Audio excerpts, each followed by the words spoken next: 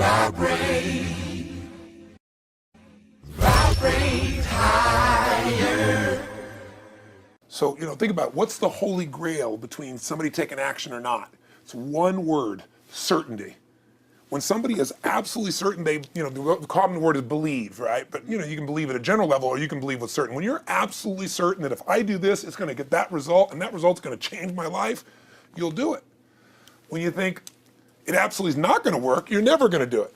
The middle no man's land of maybe it'll work, maybe it won't, that's the piece that kills people, right? So if it's a must for you, you gotta make it work, right? In our case, right? That's an example. If it's not a must for you and you're not sure, you don't know what to do. So years ago, I'd look around and say, okay, how do people get themselves to follow through that haven't been following through? What's the difference? And I started interviewing hundreds of people, literally, and eventually thousands, because I had thousands of my events. So I'd ask the group to give me their feedback. And I came up with this model. It's like the holy grail of belief, or the holy grail of momentum. It's like the difference between what makes the rich get richer and the poor get poor, right? And the difference we all know is mindset, but like, how's that built? So this is what I did. I created stupid four little boxes, and I'll scribble it here for you. You think about the first thing that determines whether you can do something or not, and I put that in this first box at the top here on the left side, and it's potential. Like, what's the potential of a human being? Like, when you guys started, you proved something no one had done in history. You ran the 4-minute mile, right? For golly knows how many centuries, they're trying to run a 4-minute mile. Roger Bannister does it. How did he do it? Do you remember? You did it in this industry, right? You made $1 million in a day. No one had ever done that in history, right? After you did it, a bunch of other guys are doing it because it became possible. Roger Bannister didn't just go physically practice. He made a shift in his head. He practiced in his head because he could never achieve it physically, so he had to change in his head first so that the result became certain enough he believed it, and then his body got him through. After Roger Bannister ran that 4-minute mile, within 2 years, 37 people ran a 4-minute mile. That's amazing. When no one in history had ever done it. Now here's how it works. The potential for anybody getting your product is extraordinary. They could do what you've done as much, more or less. They can do whatever they want to do. The potential's there. The market's proven that. Whether or not they tap into potential has a lot to do with what action they take, which is the question you came to me with, right? Like, God, they all have potential, but they're not taking action. And we all know that the action they take is going to determine the results they get. That's pretty obvious.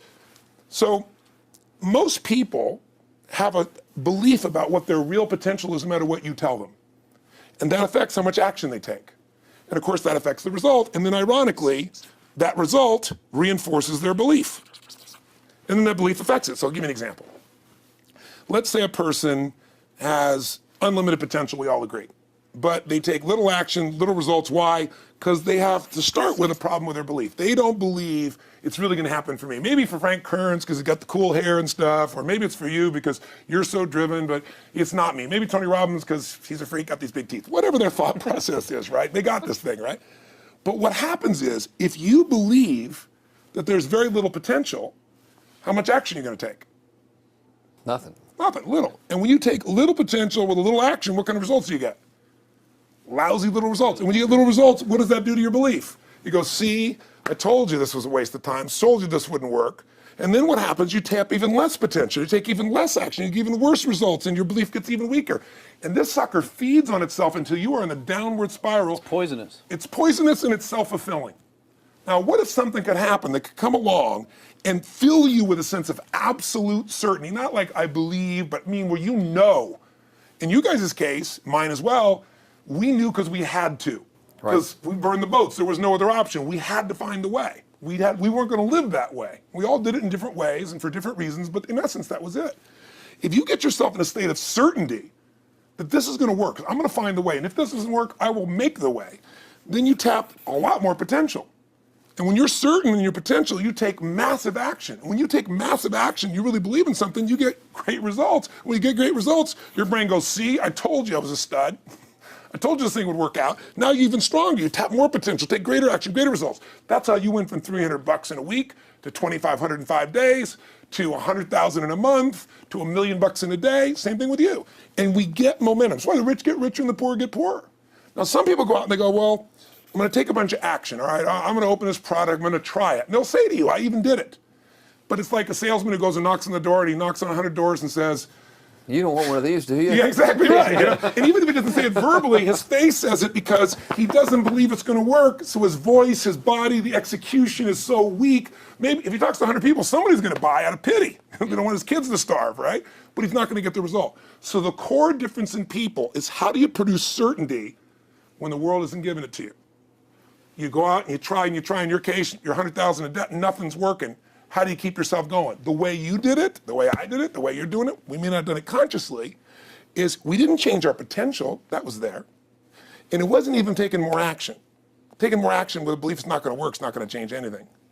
We got results in our head that made us feel certain as if it had already happened. True or false for you? True. Right? So give me an example so people know I'm not just making this crap up. Well, I mean, just like when I had nothing, I already knew I was driving like Ferraris and Porsches and stuff because I always wanted those cars. I already knew I was going to have them. It was inevitable. Right. I inevitably, that was just my inevitable outcome. But how did you do that? Did you have a ritual? Did you think about it regularly? Was it one time you thought about it, or was it something you had an obsession towards? I had an obsession towards it. I mean, I used to work at a video store, which was the last job I ever had in my life. Thank God. And I used to go to work almost every day, and I used to bring 2 magazines with me to read on my breaks.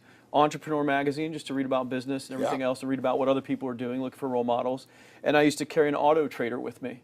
And I used to look at Porsches that were for sale. Yeah. And people always used to ask me, what are you doing with that Auto Trader magazine? I'm like, well, I'm just picking out the Porsche that I'm going to buy. Right. Which probably got you a lot of crap. I did. People made fun of me. Sure. I actually had a boss at that job tell me, you really shouldn't do that to yourself, John, because it's very, very likely that is never going to happen. That it's very likely that you're never going to have that car. Yeah.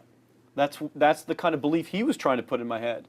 And I was like, no, you don't realize that it's inevitable that I will drive here sometime in the near future with that car when I'm not working for you and drop movies off for you to put back on the shelf.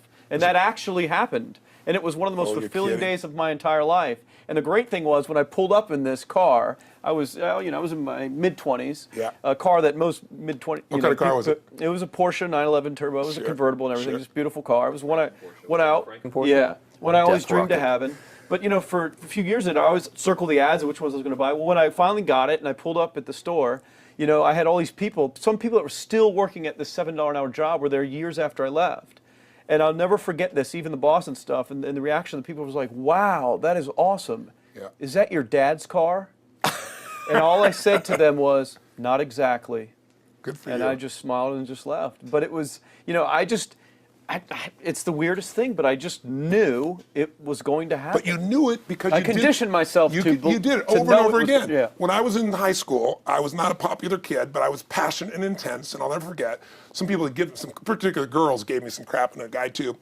And I wrote in their journals or their annual yearbook at the end, I wrote, someday, I said, you treated me like hell. Someday I'll be rich and famous, and you'll be an effing truck driver. And you'll be sitting there, I'll be with with this beautiful woman of my life, rich, and you'll be watching me on television thinking, you wish you would have treated me better. I actually wrote this shit in people's annuals because I went to a 10-year high school reunion. People showed me this stuff, right? But it's like, I burned the bridges, baby. I was like, this is how it's gonna be. So I'll give you a perfect example of this. They did studies, many have been done at this element, where they want to say, how much does the mind affect performance? So take basketball. And I've worked with a lot of NBA players and turned them around, and one of the problems many of them have is they'll choke on the free throw line. Well, everybody knows in that case, if you normally shoot really well and now you're not, something's interfering, something's getting in front of your state, some uncertainty, right? Obviously. So they take a group and say, we're gonna make them better. How do you make somebody better who has got this mental block? So they take a group of guys and they're gonna do free throws, and they do one group where they just practice for 6 weeks. Totally intense practice, and I forget the number of free throws, but they gotta do this many free throws every day. Take a second group, and they have them not practice at all. Obvious. And they take a third group and they don't let them touch a basketball. All they do is have them practice in their mind, but the key is, it's not practice makes perfect, it's perfect practice makes perfect, as corny as that sounds. So these guys see themselves making the shot every single time, conditioning their mind and body that it's perfect every time. They're not interrupted by a reality that would screw with them. So at the end of 6 weeks, they tally it up, and now they give them a test to see who has the highest free throw percentage, success. What do you guess it's going to be? Well, the obvious person says, obviously, it's not the guys that didn't practice, but which one is it? The mind, or is it the ones that actually practice? I'm assuming the mind. Yeah, you would assume it because it's true. Right. You intuitively know the truth. That practicing's not enough. It's getting yourself so certain so many times that now when you go to do it, there's no hesitancy and you execute. It's having that absolute certainty that makes you tap your full potential, take massive action, get massive results, be reinforced to having stronger belief. This is what makes somebody a star at anything. It's like Jack Nicklaus, the golfer. Yes. He visualized every shot and where it was going, landing right where he wanted it before he ever hit it. Every single time. And what do most Every golfers single do? time. They just take a practice swing and they kind of hope for the best and point in the right direction and hit it. And some of them, if they've had some bad hits, what are they really focusing on? You know, I don't what wanna I do don't that want bad. to I don't do. wanna do- exactly, exactly. And that's the same thing here. So I'll show you a little stupid little physical technique for this. So stand up for a second. You guys gonna do this? The camera show? So try this for a second. So just put your feet together and then put your right index finger straight out in front of you like this, okay? And all I want you to do is I want you to just turn clockwise comfortably as far as you normally turn. Just notice where you naturally stop. Go ahead and turn clockwise. People at home can do this too. Keep your feet straight. Notice where you stop. Come back around to me. Back around to me. Pretty good. Okay, good. Yeah, you're really good at this, right? Drop your hand. Now let's do something really simple. Close your eyes. And you don't even have to visualize, just feel. I want you to imagine your finger coming back up again. And this time, see and feel it coming up. Don't actually make it happen, but feel like it's happening. Imagine in your mind that you're actually doing it. You're seeing it, you're feeling it. And then make it like a game where you turn twice as far this time. Like you're a little kid, you know, somebody measures you and you go, I'm taller, come on, measure me this week. And that desire to do a little further. And then in your mind, do it again. Your feet are straight together, and in your mind, feel your finger coming up, see it coming up, and imagine going 3 times as far this time. And then one more time, bring your finger up, and you're like an owl. Your feet are straight, and you turn all the way around, and it comes all the way around to the front. See it and feel it and enjoy it each time, like it's a game, like you can't wait to go further. And you know you do, every time. And then when you can feel that, and it feels good, then open your eyes, and now put your finger straight in front of you, and turn as far as you can comfortably, and see what happens this time. Go. Break my back. Now notice, I don't know if the camera's got it, but you don't even have to ask the camera. You can ask yourselves. Come back around. Did you go further this time, yes or no? A lot further. I think I A went lot about further. 50% further. 50% further. How much further for you? About the same. Yeah. The average person will go 25% further. Now here's the question. We're superior. We're superior pointers. There you go. We're You know, superior right finger pointers. Thank God. So, did you have the potential to turn as far as you did the second time, the first time? Yes. Why didn't you? I didn't believe it, I guess.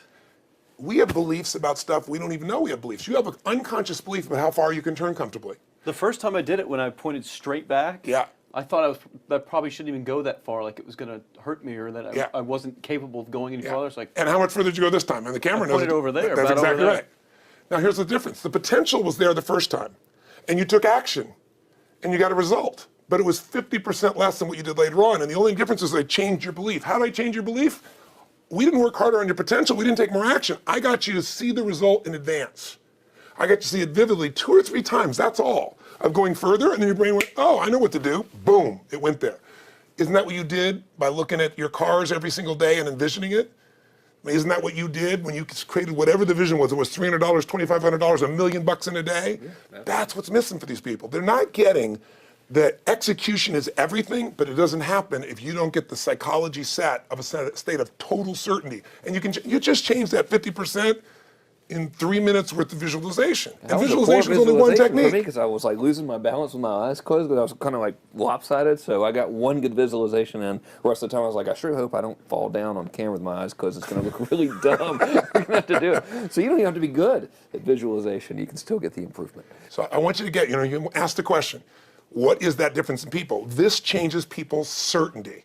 People are uncertain they're going to succeed. They want it, but they're afraid.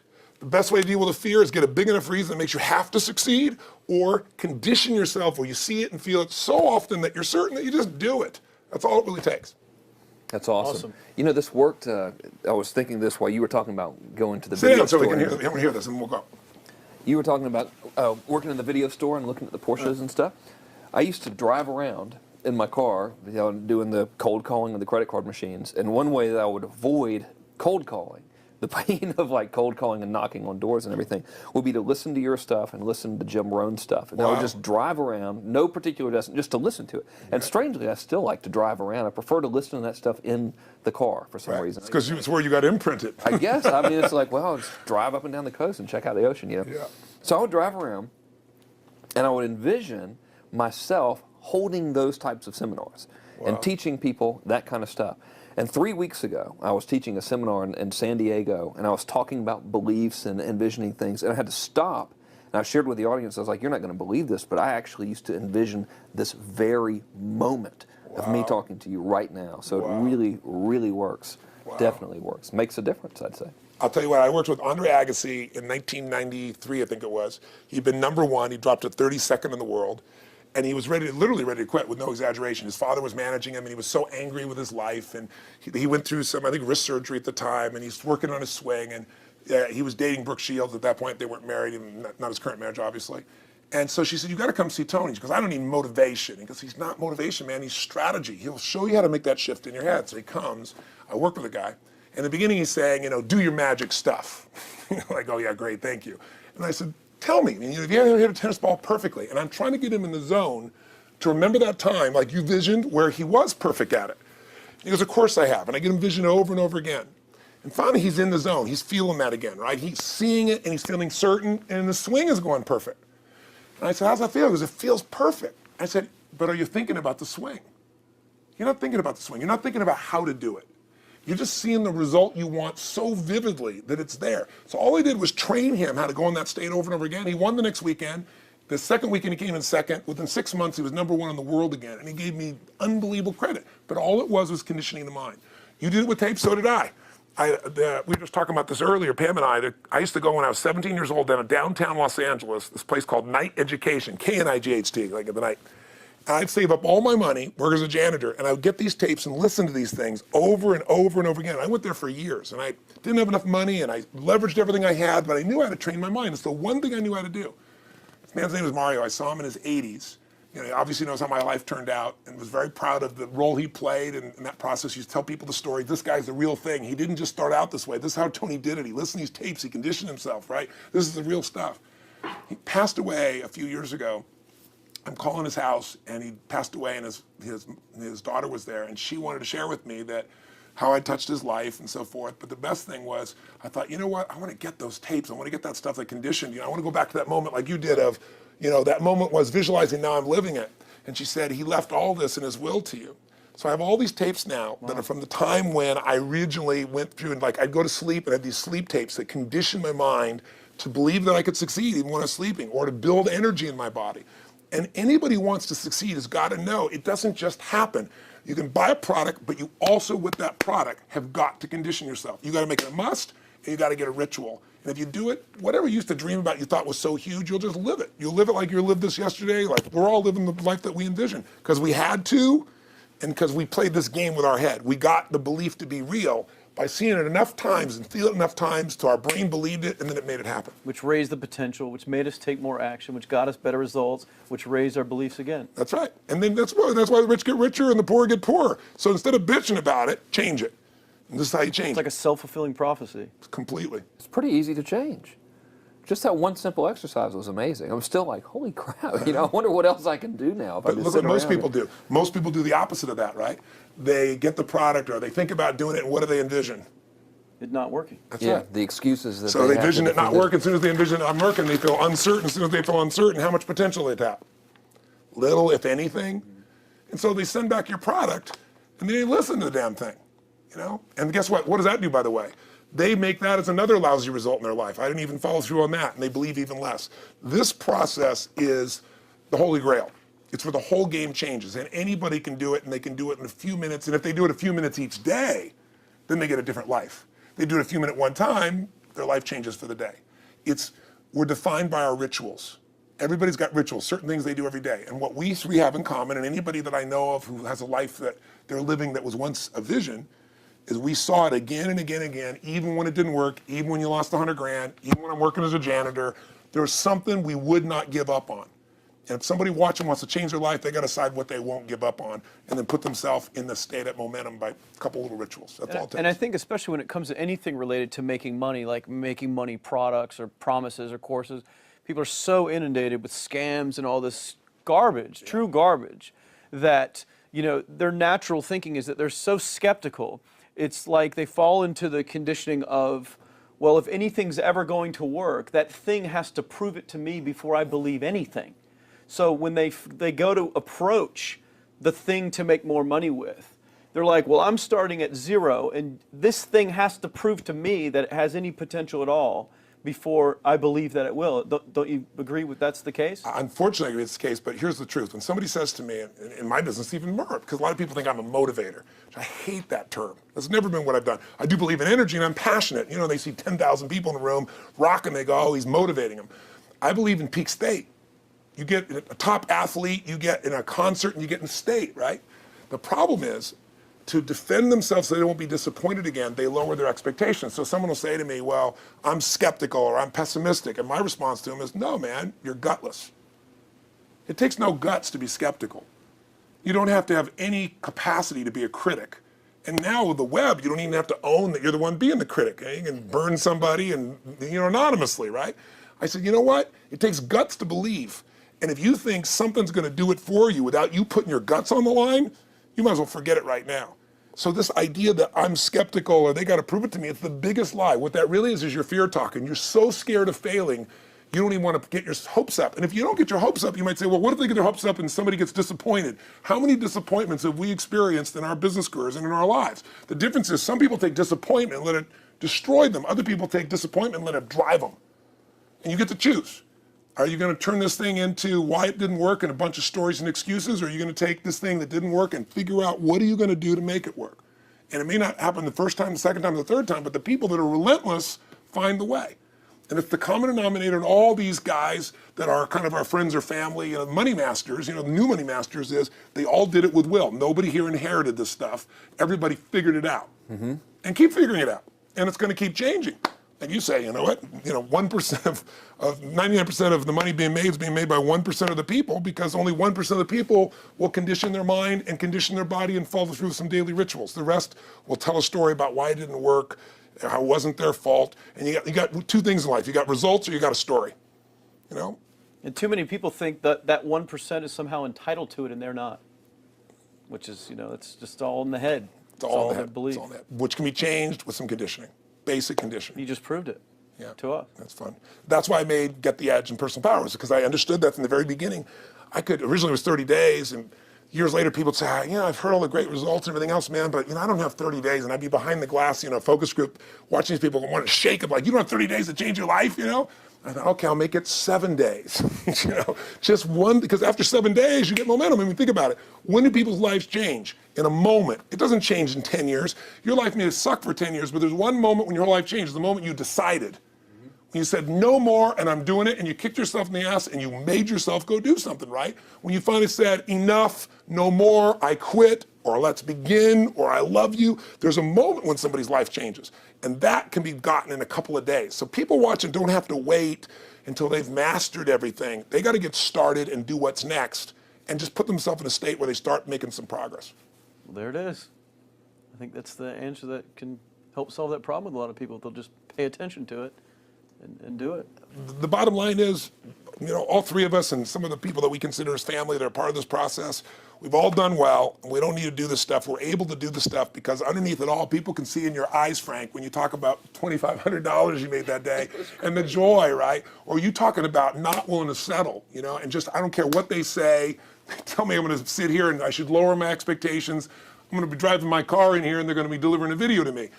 There's something inside of every human being that will make it click, that'll make it so that today is not like yesterday and tomorrow will be different forever. And that process is an emotional hook. And what I hope is people watching this stuff, maybe something in here will piss them off enough or remind them of something or say there is a plan and it isn't just luck. And if I just get my big enough why, and I get a little system for conditioning myself, and if I start to feel overwhelmed, I just do one next step. And I keep learning and keep moving forward, I will get there. And If we accomplish that out of this conversation, then this conversation was kick-ass and fun, not just for us, but it'll be something that we'll be really proud of a long time. Whether that happens or not really has nothing to do with us, but whether or not people take it in as real and do something with it. I hope they will. I think a lot of we people can't will. control. I think they will. Thanks a lot for was meeting awesome. with Thank us. you. And That's been a interrupting pleasure. your shoot here. You know, Yeah, go back to the next one. Go back to the next Thanks, guys. Thanks. Yeah. Thank Appreciate it. Really appreciate it.